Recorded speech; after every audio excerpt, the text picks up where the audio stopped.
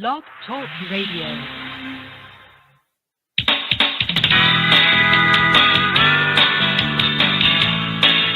Contra Radio Network, Preparedness Radio, with your host, John Jeffers.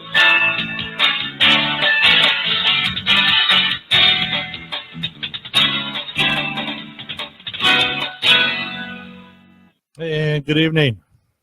John Jeffers here on a Wednesday night. Your host, founder and executive producer here at the Contra Radio Network. I am here to chat with you and to provide you with valuable, matter of fact, invaluable information for your prepper and patriot wants and needs.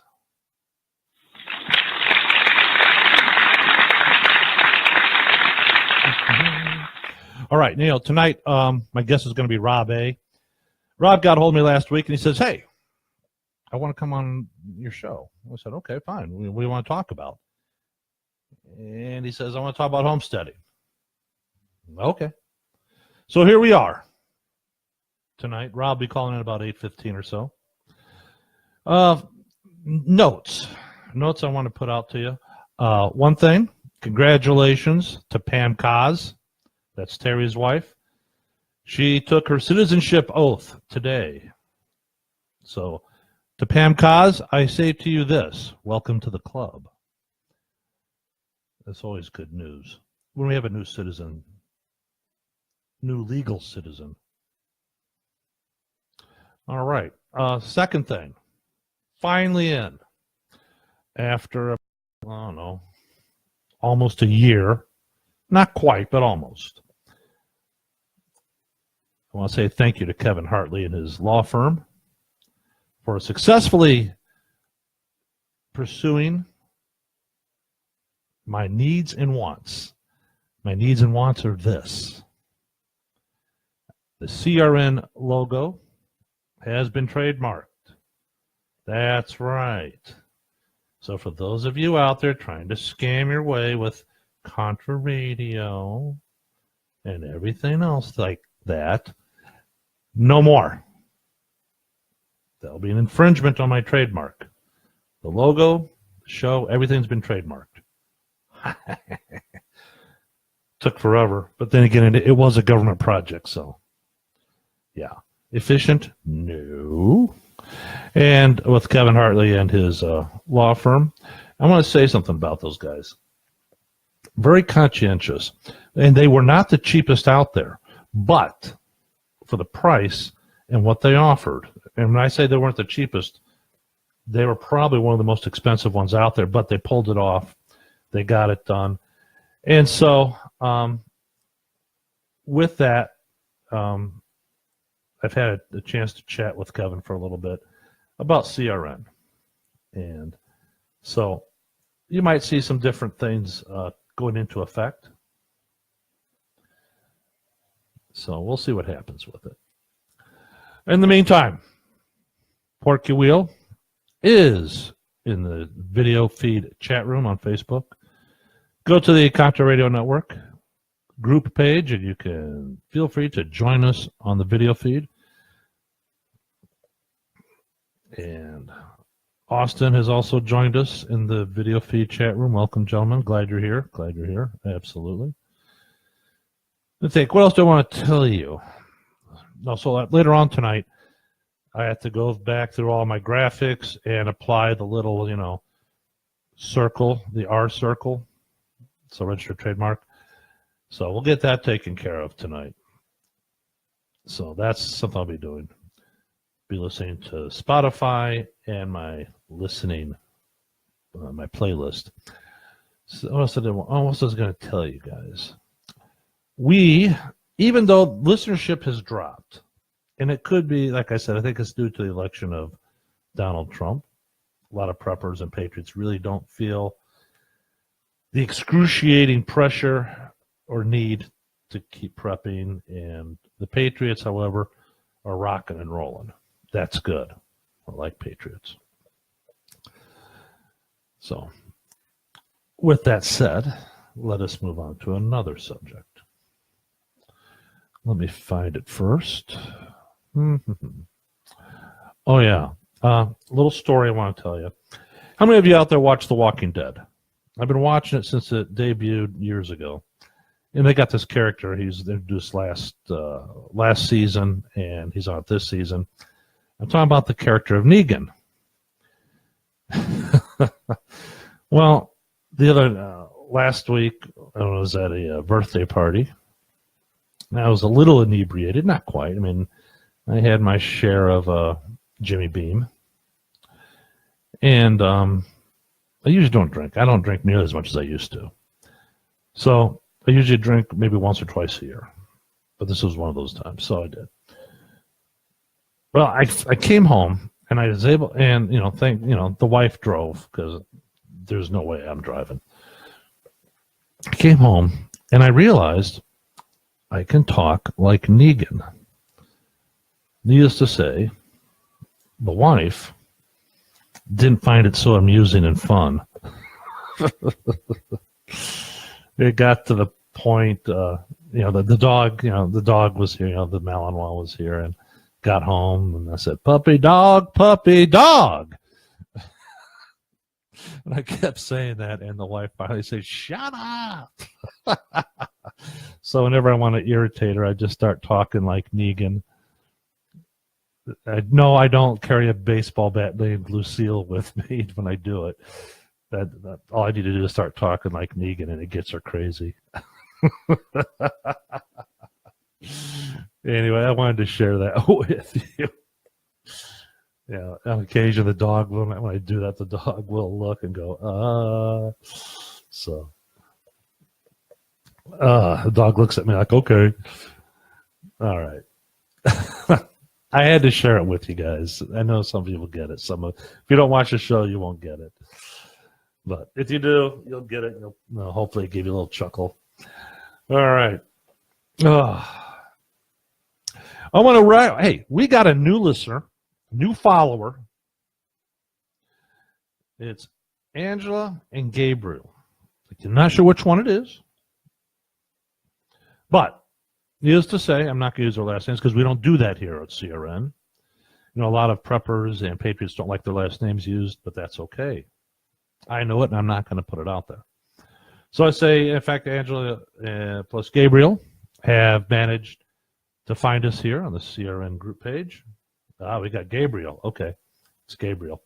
Welcome, Gabriel. Glad you're here. They just liked the page this afternoon, from what I could tell, and went ahead and boink, boink, boink, and liked it, got him in there. Apparently, Rob A is in the room. Wait for him to call in. 516-453-9389, and we'll start talking about homesteading. Now, if you have questions about homesteading, what it is, or this is Rob's experience with it. So we're going to let Rob talk about it. That's what we want to talk about. We're going to, let him fly with it. So that's, it's just the way it is. So, in the meantime, as soon as we get him going, we'll get him in here. We will put him on, and we'll get started. Now, if you want to get a hold of Rob, ask him questions about homesteading, or comment on it, or whatever, our number is 516-453-9389. Also, mind you, you can get a hold of us on the chat room on the video feed. It's rocking and rolling right now. Got a few people in there. That's good. Good stuff. Now, I was thinking about, I've asked you guys the last couple of months, what show, CRN is the name of the network. That's what it is. But the Wednesday night show, I don't have a name for. So I was, I've been thinking around there, and I wanted to try this out. Want to know what you guys think. I was thinking about calling the show Nightfly. Or maybe The Nightfly, or just Nightfly. What do you guys think? Let me know. I'm just kind of punching around, because now I got the CRN trademark. Any show I do is protected by that trademark. So it's like, I believe the term is intellectual property. Okay, fine. Whatever. All right. What else do we have going on? All right, it's like Rob's calling in. Let's get it going. Hey, Rob, how you doing? Hey, John, how are you? Good, my friend. Good. I see your buddy Gabriel is in with us tonight. That's good. You're a good listener. You get you get a gold star tonight, man. So he's stuck having to hear me ramble on and on all day long, and now he gets to hear me ramble on all night. That's all right. So you got hold of me last week. You wanted to do a show about homesteading. Is that correct? It is. Well, take it away, sir. And let me ask you something. Just to get started. What is your definition of homesteading? When people, we preppers and patriots, we hear the term homesteading. What does it mean? What is it? To me, it means being able to try to be as self-sufficient as you possibly can. Now, I'm still on the grid. We have not gotten to we have solar in the works along with wind power in the works. We do not have that complete yet. As of right now, we try to raise as much of our own food as we can. Mm-hmm. All of our water is caught off the roof. We heat our house exclusively with firewood, and we try to grow as much of our vegetables as we can. We try to raise as much of the meat as we can, and part of that is I'm getting now into the growing feed things with my animals. Hey, Rob, I'm losing your signal, man. So, you got me now? Can you hear me? Yeah, you keep cutting in and out. Go ahead. I'm calling on it on the internet. Yeah, you're cutting out on me again. Do it. Call me back.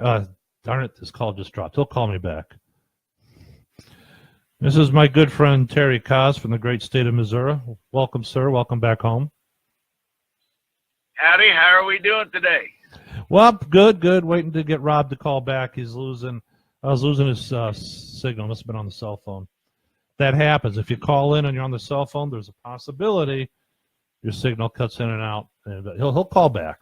Rob will call back. We'll get it together. Right. No, we right now we're on our way. We're driving. We're in Kansas City, and we're going to approach our hotel tomorrow. My wife Pam is swearing in for her American citizenship because she's from Thailand. Mm-hmm. So yes, we're going to have another conservative voter. Yes, we are. She's really upset that she really was upset that she didn't get to vote for Trump. Mm-hmm. She'll get another shot at it. Hey, is this Rob? Have I got Rob back on again? Yeah, I'm back now. Ah, very good. All right, let's start again. Just one quick announcement. I'm gonna make one small one video commentary about my trip to Puerto Rico, and I know you've been following my some of my updates from Puerto Rico, and I'm gonna make one final commentary, and I am sure that it's gonna piss some people off because it's going to be a little bit of criticism on the differences on how some people are grateful and how some people are not. How some people don't prepare their ass, they can't take care of their own selves, but yet some people can. All right. And it comes out to be city people are city people and country people are country people. And so I'll let you look at that, John, and then if you like it, we can just share it to Country Radio Network. We can. Might be interesting to see some of the other political things that I've found out that's going on down there. Mm-hmm. Like why they should not be blaming Trump. Right. So. All right, buddy. Yeah, man. All right. Other than that, I'm just going to listen in. Okay. All right, my friend. Mr. Rob, go ahead, sir. Now, I'm not sure where I died out at. Let's just start it over again. What's your definition of homesteading? For me, it's trying to be as being able to take care of yourself as best you can. Like I said, we grow a lot of our own vegetables. Mhm. We raise a lot of our own meat. We are still on the grid. We have solar and wind in the works. Not quite there yet. We garden, we raise the animals, and now I've been getting more and more into being able to raise my own animal feed. So therefore, we can keep the full circle going on our property. Now we are on 7 acres. We have a dozen dairy goats, a handful of chickens, a dozen turkeys, and a couple of pigs. Mm-hmm. So this past gardening season, we were container gardening. We had your normal garden out in the ground. I grew about 3/4 of an acre of feed corn, and that we harvested by hand on the ear, and we work, and then we'll grind it as we need it. And we're just trying to do everything by hand. And I'm trying to buy all the tools to do it on my hand in case of a loss of grid. Then we can continue to do as much of it as we can. Mm-hmm. We heat with wood. We catch all of our own water off the roof. We have a 8,000 gallon cistern in the ground. We've got hand pumps and all that stuff to be able to access the water. And we're just trying to be as self-sufficient as we possibly can. All right. When did you start homesteading? I bought this property back in 2009, and it was raw ground. It took me about a year to build the house, and then been going every year. I've been trying to increase what we're doing. Oh, very good. All right. You said it took you a year to build the house. Did you have something in mind in a way to build it?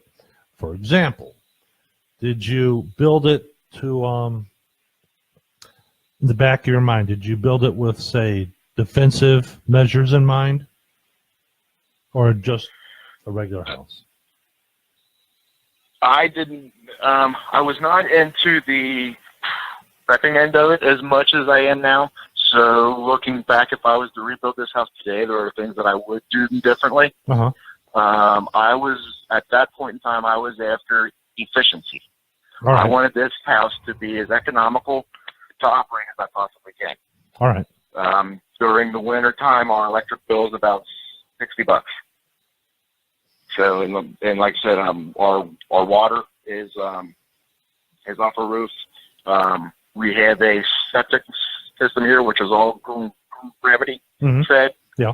So, in case of a loss of power, that will still operate.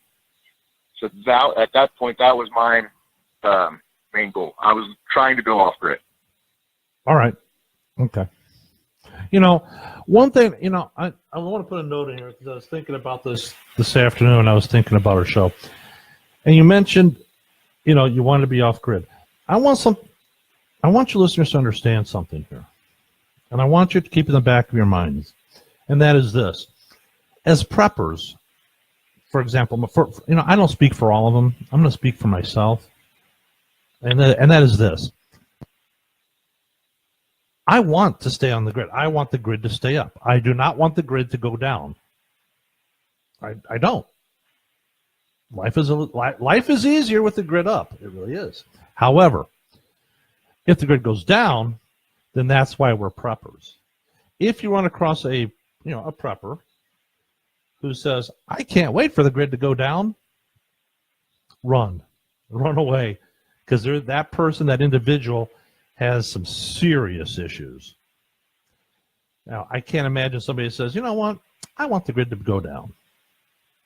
I mean, life is hard enough as it is. The grid down is going to make it harder and more dangerous. And there's a whole bunch of other issues that go with when the grid goes down. So it's just, you know, and they're all little things, all little details that all add up to big things in the long run. So when we're talking about I can go ahead, Rob. I'm sorry, I didn't mean to talk over you. No, go ahead. But I completely agree with you on that one. And like I said, our electric bill in the winter time is about $60 a month. It's going to cost me to do a proper solar system to be able to run this house somewhere in the neighborhood of about $8,000. Okay. You take that $60 bill and you start going into a return on investment, then you'll never get there. Right. By the time you start to get close, you're going to probably be replacing batteries and all that kind of stuff. Right.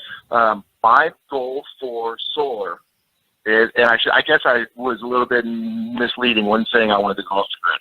I want to have enough solar here to be able to run. I've got 2 deep freezers and a refrigerator. I want enough solar to run those 3 items, along with a couple lights here and there. One of the things is, at any time, we could have a full cow, a pig or 2, and possibly 100 meat chickens in there. You start adding that up, and that's a lot of money. Right. That if we had a major ice storm or something like that, and that goes down. We do have a propane generator, but if I'm not here, yeah, the freezers will stay cold for a day or 2 until I can get them from work and all that kind of stuff. But I would like to be able to run those 3 items. If we did have a grid down situation, like an EMP or whatever, having a refrigerator and an operable freezer would be worth its weight in gold. Right. Right. I got a question. You know what? I got a question for all of you out there. You know, we all, when you say grid down, we all automatically think in the first few seconds, no electricity. Electricity goes down. Okay, fair enough. But what about the gas lines? You know, would they stay up? And if so, for how long could they stay up? You know, that I don't know the answer to it. And I just thought about that too. You know, just some of the things I've been thinking about when I was thinking about this show this afternoon. Does anybody have any answers for that one? Because I don't know the answer for it. What I would think would be the biggest effect of the gas line is I don't know what kind of daily human interaction it takes to keep the gas pumps going. Right. But if that person is stuck in a grid down and that particular person or that particular group of people can't get to where they need to be to keep the things running, that I think would affect it more than anything. No, I agree. I agree with you 100%. It's like I don't know how much human interaction there is with it. Now, granted, there are natural gas, lines all over this country. I mean, they're underground pipelines. They go everywhere. I get it, but I don't know. Like you said, I don't know how much human interaction. I don't know enough about the natural gas system nationally or regionally to figure that one out. So I thought I'd put it out there as food for thought for all the listeners. All right. Well, and then that kind of leads to almost the same thing. Right. If we just have civil unrest, I've worked at power plants for making electric. Yeah. If we have a large enough civil unrest situation, and those people cannot get to work and get the supplies that they need, and a lot of those power plants, they run on natural gas. You got some that run on steam and blah blah blah and all that. Just having the civil unrest and blocking people from getting where they need to be in their daily lives could potentially cause the grid to go down. Right. No, I'm just putting it out there. Dale S., he just joined us here in the video chat room. He put down his comment is, I doubt if any of the pipelines are gravity fed, and I have to agree with him. I don't know enough about the infrastructure of the natural gas lines. I just don't. I don't know. Not afraid to say, I don't know. I don't know. I don't know. I don't know. So there you go. Well, okay. What else did you want to say about the homesteading there, Rob?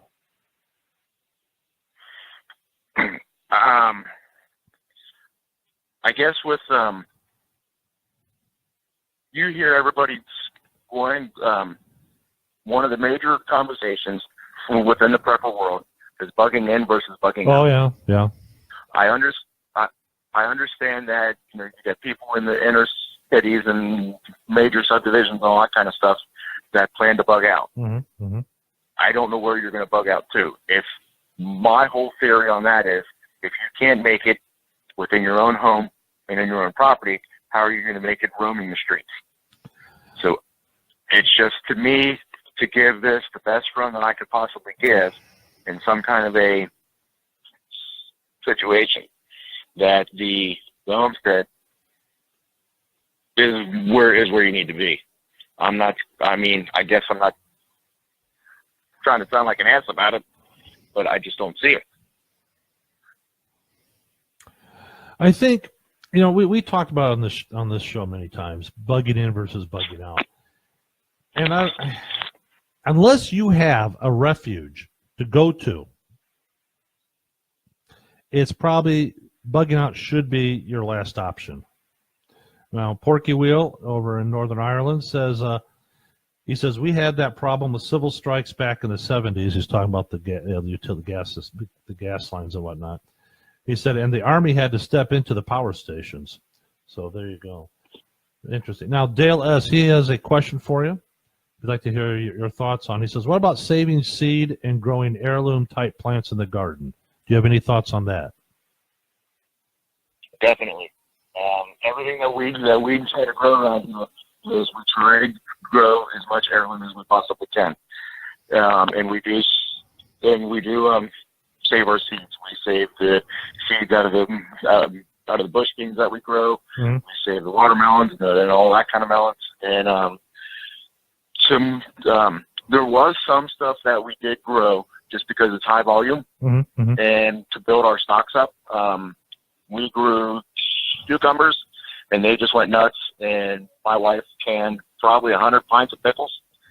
And one thing that since we're on the topic of the gardening and everything else, we did 2 separate types of gardening this year. My wife did a container garden on our back deck where she had, I think, 10 of the old galvanized, old-fashioned wash tubs that we picked up at yard sales and flea markets and everything else. I don't think we paid more than $10 per one. And it was amazing to see how much vegetables and produce that she was able to make off of that. So for people to sit there and say that you have room for a big garden, you don't need it. If you've got a back deck, a back patio, set these things around your house, mm-hmm. you can produce a lot of what you need. All right. Well, and that's part of homesteading, though. I mean, that's part and parcel of the whole definition thereof. No, it's good stuff. Yeah. Oh, Porky Wheel wants to know why you don't do a segment on CRN on Saturday or Sunday nights. He wants to know why you won't do a show. You're on this. I asked you over a year ago, and so you can explain to the rest of the world why. Well, I guess I'm following in some of the other people's. I just don't know if I have enough information to put out every week. What? You think I got all the answers? I don't have all the answers. I got you guys. You're our fearless leader. Oh, stop. Please. I sit here and think of these questions like, I don't know enough about this. Yeah, I don't have all the answers. Ask any of the other listeners. See, I think there you go. Thank you there, Porky Wheel. I think a lot of I think you got a really good information about homesteading, mainly because you're living it, and that gives you the opportunity to come and talk about success, failures, what works, what doesn't work. I think that's never ending. As for I'm just putting it out there, man. You should see. I'm not an expert in anything. There are no prepping experts. Whoever says they're an expert in prepping, I challenge them. Give me your credentials. Where have you lived where the grid's gone down that makes you an expert? Terry came back from Puerto Rico where there is no infrastructure. If Terry was still on, he didn't hang up on us. If Terry was still on, I'd ask him, Terry, because you're in Puerto Rico, does that make you a prepping expert? I guess he'd say no, because Terry's a very modest guy, believe it or not. But so don't worry about people saying, "Well, I don't have enough. I don't know enough." I started this show and I knew practically nothing. I've been learning from you guys as I go along. And I'm glad we got some really smart listeners here, my friend.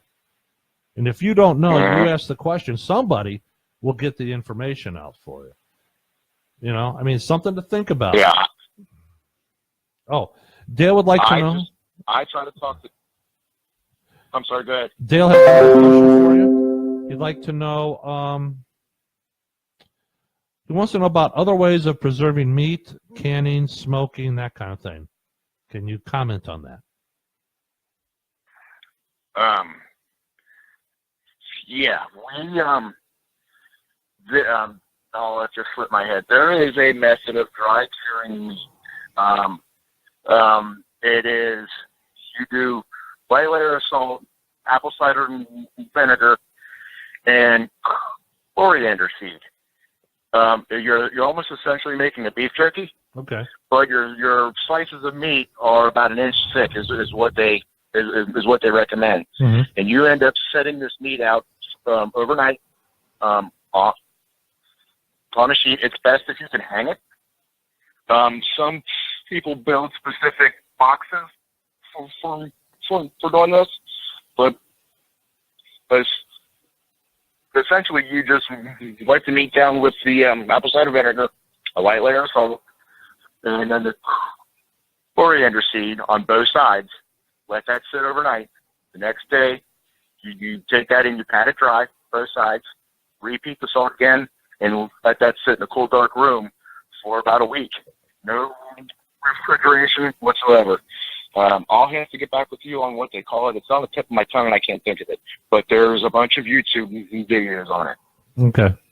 It's it's an African style thing. Right. But you can there's the smoking the meat we have not gotten into yet. I have a next door neighbor of mine who was born and raised on this particular farm. He lived his whole entire life on this farm, and he is as old school as they come. And I pump this guy for information every chance I get. Actually, I think we're his entertainment in life.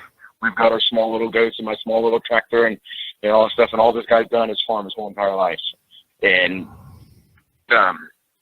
he smokes a lot of his in me when he starts butchering hogs and stuff. And it's definitely something that we're going to dig into this year. Okay. Porky Will has a question. He wants to know, do you compost or does he use fertilizer? If you do compost, do you use heat or worms? And what do you think is the best? We pull, I dig our, we've got chicken coops and turkey coops. Uh-huh. And we drag that out as often as I can. And the chicken fertilizer is one of the best that you can get.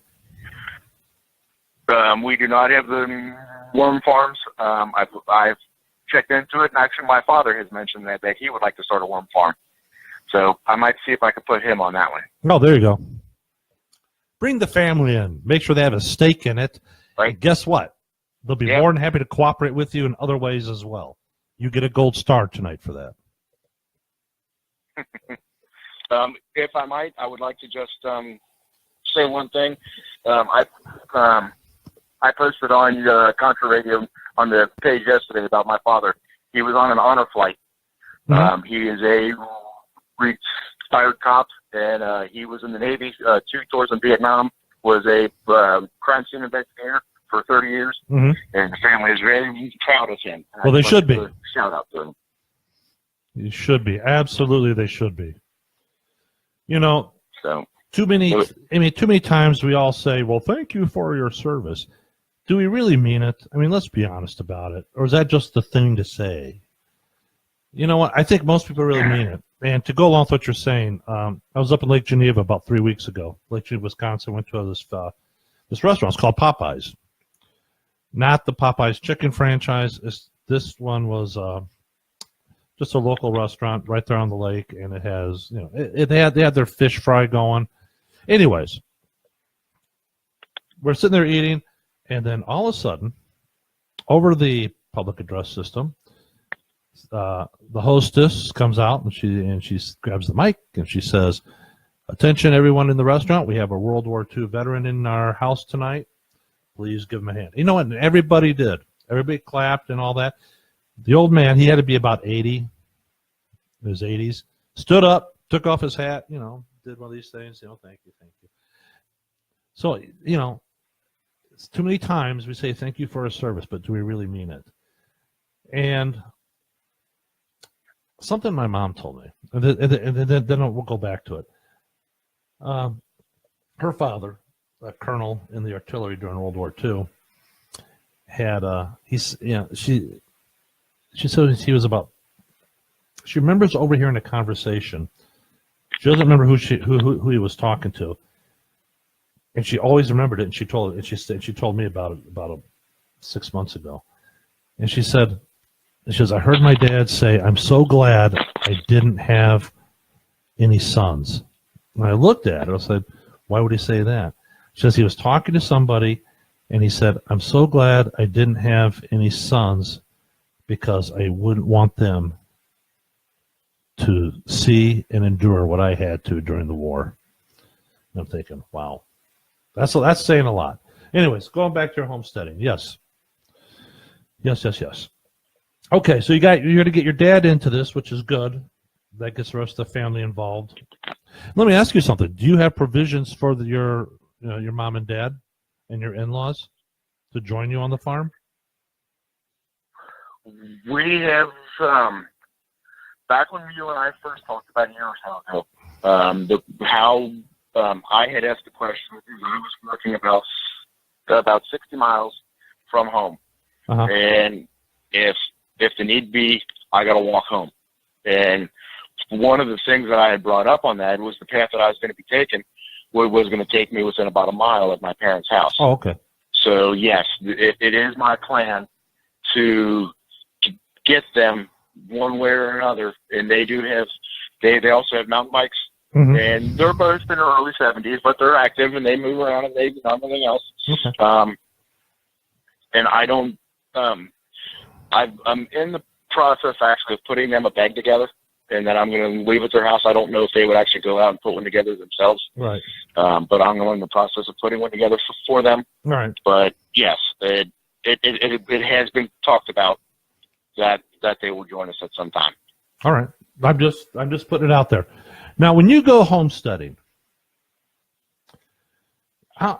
just off the top of your head, general figure, how much money have you spent on homesteading, and how much money do you think you have saved since you've been homesteading? My wife is on the other end of this, and she's listening, so I can't really. So I'm not going to ask put her out there because I'll get shot. Ask her. We want to know. Ask her. I will honestly say that. Go put her on the line. I don't want to talk to you anymore. Go get her. Go get her. Put her on the line. I'll ask her. Yeah. Yeah, okay. Answer the question, or the crown will not be pleased. Honestly, if you're doing this to save money, I don't think it'll happen. Okay. A lot of what we do, I can buy chicken and pork and that kind of stuff. You can catch sales and you can buy it for $1 something a pound. All right. When we butcher our meat chickens, it works out to be about $2 a pound by the time they're all said and done. But the thing is, we know where that meat came from. We know what's in it. We know what it's been fed. Mm-hmm. We have the capability of doing it ourselves, and we get this satisfaction of knowing that we've done this ourselves. There's an old saying that if you want to make a small fortune in farming, you better start with a big fortune. Love it. All right, let me. You know what? Now you said your heating bill for the winter is about $60. Is that right? That's my electric bill. Oh, I'm sorry, your electric bill. Electric bill. Okay, so when you get your solar panels, all right, you do the Brian and Gary thing, and you get your solar panels rolling. Will you be selling electricity back to the utility? Probably not. Probably not. Okay. So you figure it's going to run you about $8,000 for the solar panels, the system, all that stuff. That was if I was to do a large enough solar system to completely run my whole entire house. Yeah. It would cost me about $8,000. I'm looking at doing about 1,800 watts, and I should be able to do that for about $1,000. Okay. That's panels and batteries and all the components. Okay. The price of solar panels has dropped dramatically. Brian had mentioned once a while back about buying panels on eBay and Craigslist and everything else. 2 years ago, if you could buy a panel for $1 a watt, you were going good. Mm-hmm. Now you can buy it for 40 cents a watt, 50 cents a watt. What? Wow. Yes, they have dropped. They have dropped. Wow. That's amazing. And the listeners like that. So, I'm getting little thumbs up across the screen here on the video feed.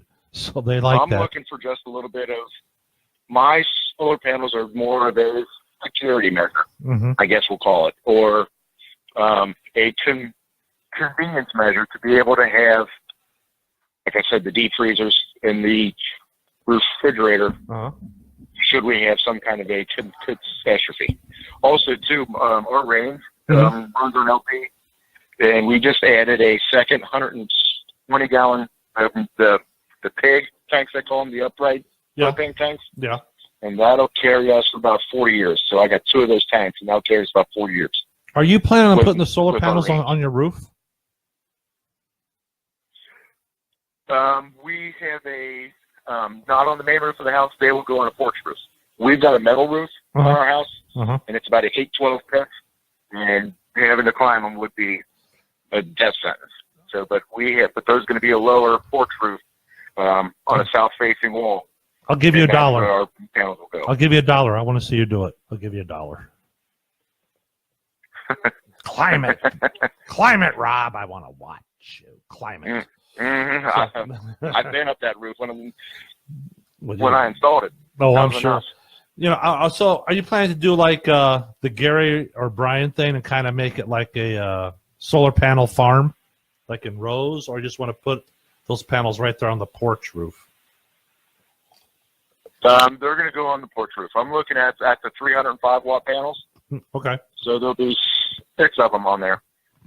And then I was able to get a 50-foot light pole from my work. Okay. And then that is going to be the wind power. I'm looking at doing an 800-watt wind system. All right. Which will back up to solar. All right.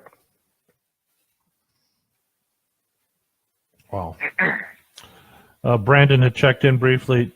He's just, I mean, when I say briefly, he was here for a couple minutes. He's working from 1 a.m. to 1 p.m. So I get it. I get it. Have a good shift, Brandon. Thanks for checking in with us tonight. All right. Oh, and I just wanted to mention, too, that Dale S. is a friend of mine and a coworker as well. He is. Dale's been a listener for a while. Yes.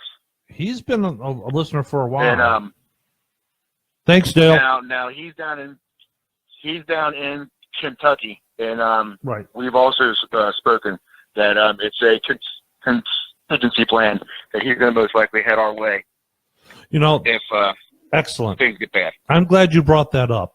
Listen, hey, you listeners out there, you listeners are, some of you guys are clustered pretty close to each other regionally.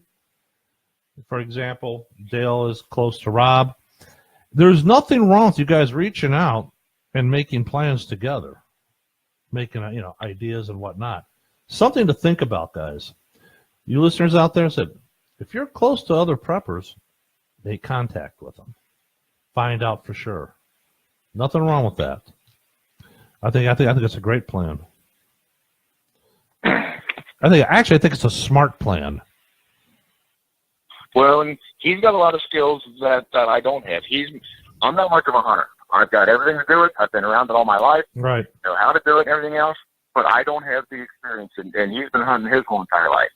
So where I raise the animals, he hunts for the animals, and if we can hunt for a deer and eat that and leave an animal here standing alive that could potentially have a baby or whatever, multiply, then we're that much farther ahead. All right, we have a listener, James D. Now his comment is this. He says, anyone can homestead even in a city or small town or a small house, even if it's just container garden, raised beds. It's not hard. Self-sufficiency is a lifestyle that can grow on you.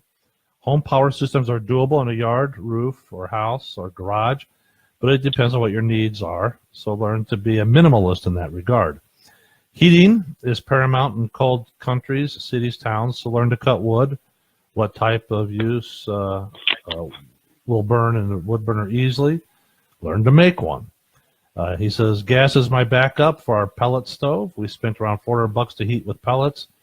Gas backup cost a couple $100. We have chickens in the town we live in, goats, rabbits, and a neighbor has a potbelly pig down the street. Have rain barrels for our garden. 3B raised beds and foraging. Keeps us fed as long with fishing and hunting. We live in a town, yet we live as much sustainably as possible. So it can be done. You don't have to be on the farm. And I completely agree with him. And it's funny and I'm glad that he put in that comment, because after I opened my big mouth to you about doing this show, then I started getting nervous about what the heck am I going to talk about this whole time. Well, I called Dale today after work, and he was asking me, what my plan was and everything else. I made about a 10-page list here of writing down of exactly what James had mentioned. And what got me thinking about this is, like I said, I work with Gabe. He's on he's not on the big spread and everything else. And I kind of opened his eyes within this week about some things. And I started rattling off, things that he can do. Right. So I got to thinking, what can the average person in your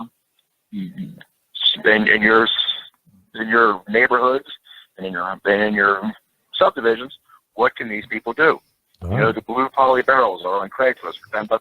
Right. Tie your downspout into them, and I mentioned the container gardening. Heating can be a challenge if your house is not set for a wood stove. I really don't know what else you can do for heat unless you can store propane, which propane has an endless shelf life. If you can get a 500 or 1,000 gallon tank, it's not going to last forever, but it's going to get you through the learning curve, that transition period, so it buys you time to figure things out. There you have it. All right, my friend. I got a few more minutes left. Is there anything, listeners, how many of you think that Rob should do a show on homesteading right here on CRN? I'm not letting you off the hook that easily, my friend. I know you've been thinking about it for a while, and then you freak yourself out, and you get yourself crazy. Gary Mull has joined in on the video chat. Hey, Gary. I think that you should do something about homesteading. One of the things that struck me is, before Julie left, she left Washington, she got to Florida, and then I saw this post from her. And she says, I'm not a prepper anymore. I'm a homesteader.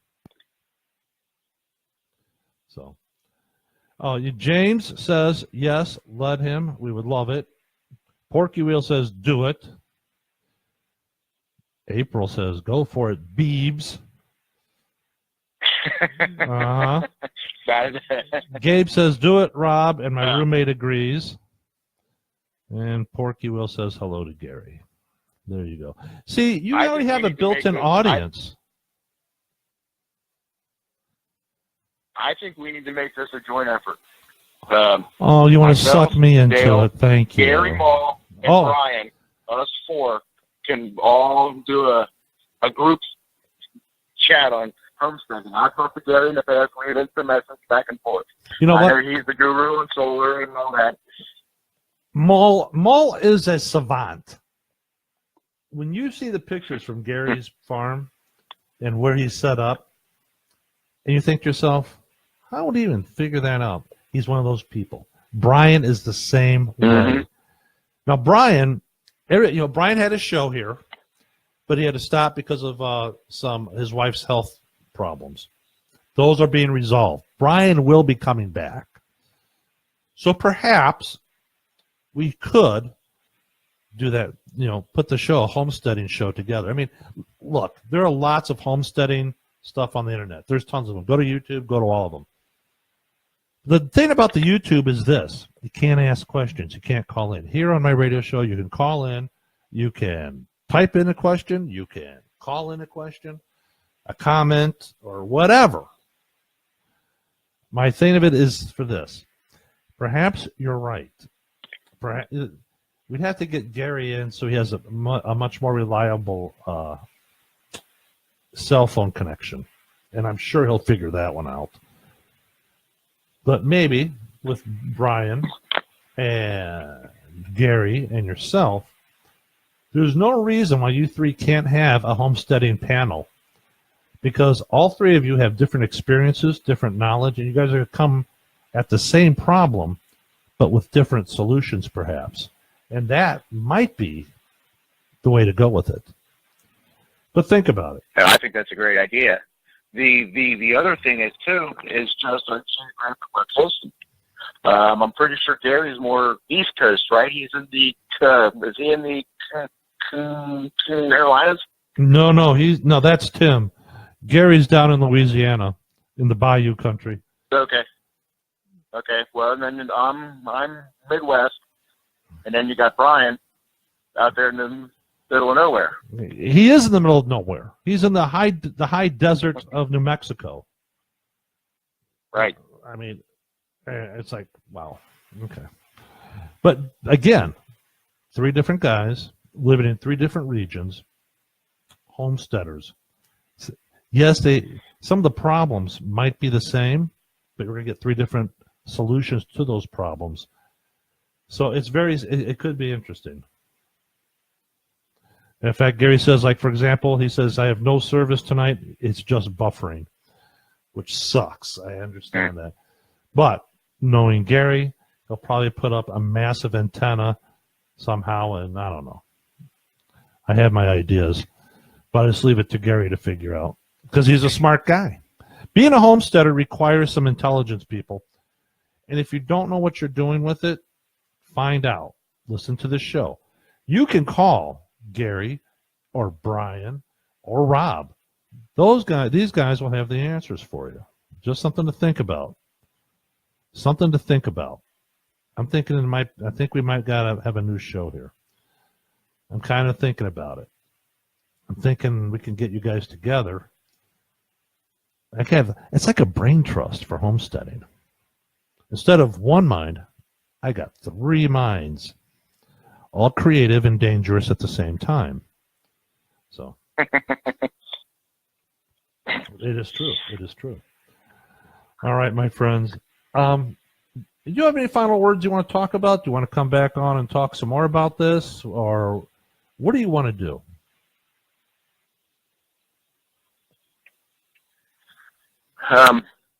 Yeah, I'll stay in touch with you on this and with the show and all that kind of stuff. We'll work on something together here. We will. We can come up with something, I'm sure. Because, I think a lot of us preppers like the idea. First of all, as a prepper, you like the idea of being self-sufficient.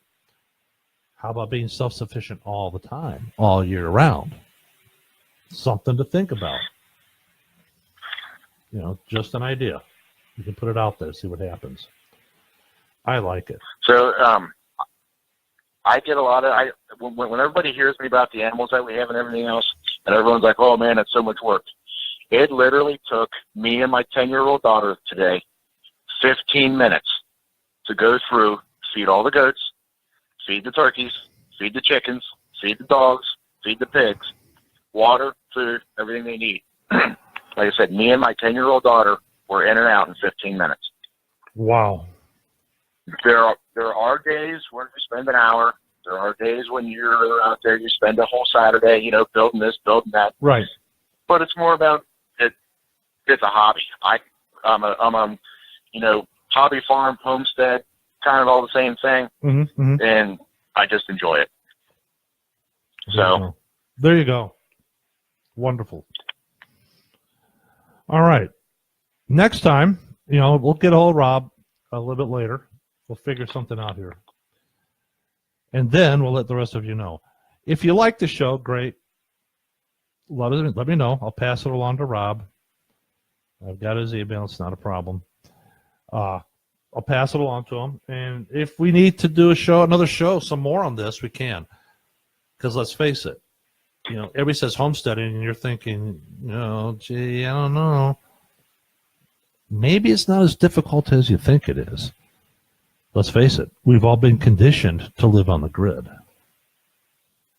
There was a time when no one lived on the grid. Case in point, the Tennessee Valley Authority provided electrical service throughout the Appalachian area to people who didn't have it. And that was only back in the 1930s. Think about it. Gabriel says, practice makes perfect. ID grid falls. It will be an easy transition. He's got a good point.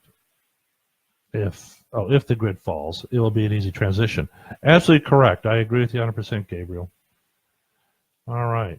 Okay. There was one more statement out of that I heard. It said back in the old days, everybody had a horse, the rich had cars. Today, everybody has a car, the rich have horses. We've gone ass backwards.